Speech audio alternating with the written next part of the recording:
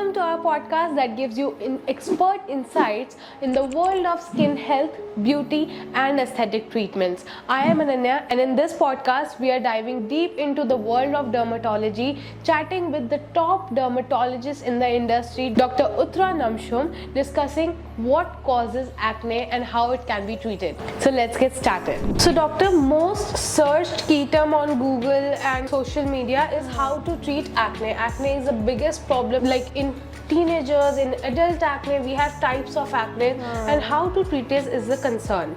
So I would like to understand what is the most common causes of acne and why does it develop? Yes, there are various factors that causes acne. So some of the causes of acne can be hormonal changes. For example, if you're on the birth control pills, or if you have a condition called polycystic ovarian syndrome, PCOD, or if you're on steroids, that can cause fluctuations in the hormone, can lead to acne. And generally you see that in the lower part of the face, like the chin and lower part of your cheeks.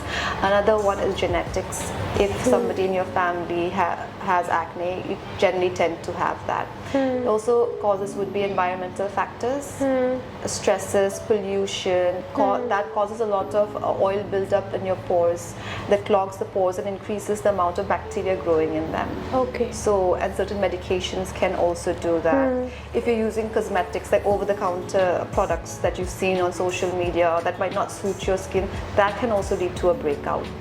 So these are some of the causes that can cause acne. So I believe as a doctor perspective, you might not recommend home remedies, but I would still like to understand as a dermatologist, what home remedies would you recommend to our audience to treat acne? I would suggest using something like Salicylic Acid, because that cleans out pores. The most important thing in acne is to remove the excessive amount of oil buildup and dead cells in your skin, so that your pore is clean and then bacteria cannot thrive in there. So Salicylic Acid is one good treatment. Another thing is something like Benzoyl Peroxide. This is a prescription drug obviously, and you do get over the counter as well for anti-acne medication.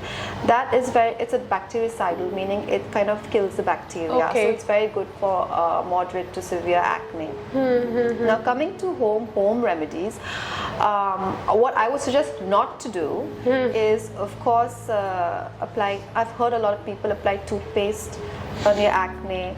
That can obviously lead to post-inflammatory hyperpigmentation. It's not going to do anything, just inflame your acne even more. Another thing, I've heard people using a bit of lime juice. Yes, over it. for citric acid, vitamin C. Vitamin C, yes. I don't think that's a very good idea as well. You just, everything has to be processed to be used properly. So I wouldn't suggest that either. So rice water extracts, curd, coffee mask, all these natural it depends ingredients. from person to person. Another thing I can say, tea tree oil is a good. Yes. Yeah, you can use tea tree oil. It is bactericidal again. It helps in decreasing inflammation and also decreasing a bacterial load. And aloe vera. Yes. Not directly from the plant, obviously it has to be processed properly. So you can use that, to decrease inflammation and give you a sufficient hydration as well. So doctor, what are some gentle yet effective skincare products that may treat acne-prone skin? Well, some of the ingredients I would say that you should have in your skincare product, especially for acne-prone skin. Number one would be salicylic acid. Now they come in different strengths, ranging from 0.5 to about 2%. 2% is the highest strength, which is very effective to clean out your pores and to declog them basically, and to reduce oil and sebum production in your skin. Okay. The other one, like I've mentioned before, is benzoyl peroxide and retinoids. So all of these help in decreasing acne within your pores.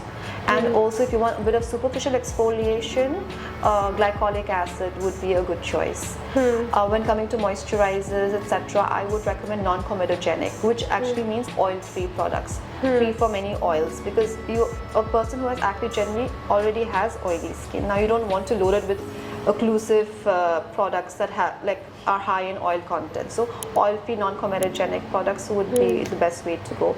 And obviously with sunscreen, broad spectrum sunscreen, because during the process of acne you do tend to get pigmentation as well, so you want to reduce that. So using exfoliants, deep salicylic acid, which cleans the pores, and bactericidal agents like benzoyl peroxide, which kills bacteria, and oil-free products are the way to go for acne-prone skin. So doctor, as you have already mentioned some basic mistakes that we might be making in our home remedies to treat acne, that is using lemon water, rice extract and curd, aloe vera directly. So other than these things, what common mistakes are we all making in our daily routines that might increase our acne? One of the most common mistakes I would say is over-exfoliation. Okay. A lot of people, we do need some amount of exfoliation, right, when we have acne, but over-exfoliating, using very harsh products or using too many products simultaneously. Yes. That will dry out your skin, so shouldn't over exfoliate. The second one would be squeezing your pimples. Yes. So a lot of patients I see, when they have acne, they get this urge to squeeze them. I would say refrain from squeezing, because that would be inflamed and it would just get worse. Third would be obviously use sunscreen. It's very important, so that you don't have post-inflammatory hyperpigmentation. So for sunscreen we have different grades, SPF 30, SPF 50, SPF 60. So according to you, what would you recommend to have as SPF in sunscreen? Well, the UV radiation is quite high in India, so I would suggest using SPF 50 broad spectrum. Okay. So that you don't get any post-inflammatory hyperpigmentation. Also, whenever a person has acne, since we're exfoliating our skin to reduce acne and taking oral medication which makes our skin more sensitive, it's always very important to apply sunscreen. And yes, the last one is obviously, people think because you have oily skin you shouldn't moisturize, but moisturizing is very important for wound healing, etc. Okay. Yes. And obviously oil-free, non-comedogenic moisturizers are the way to go. So thank you so much, doctor, for uncovering all the industry trends and all those mistakes that we might be making until we watch this podcast. So I hope it was helpful, informative, and you would apply these things in your routine now to prevent acne. So thank you so much for watching, and if you have any queries, comment down below. Thank you.